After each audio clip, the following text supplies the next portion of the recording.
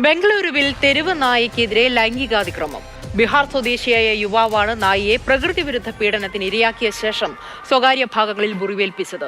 മൃഗസ്നേഹികളും നാട്ടുകാരും ചേർന്ന് ഇയാളെ പിടികൂടി പോലീസിൽ ഏൽപ്പിച്ചു.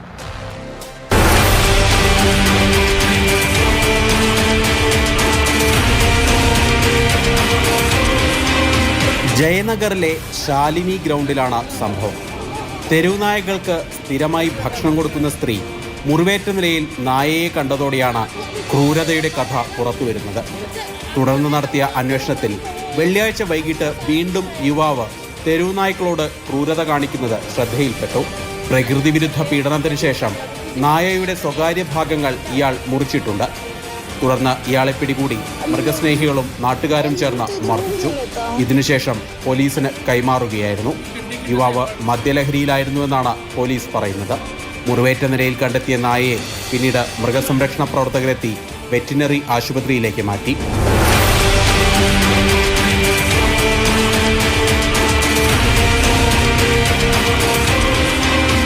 മാതൃഭൂമി ന്യൂസ്, ബംഗളൂരു.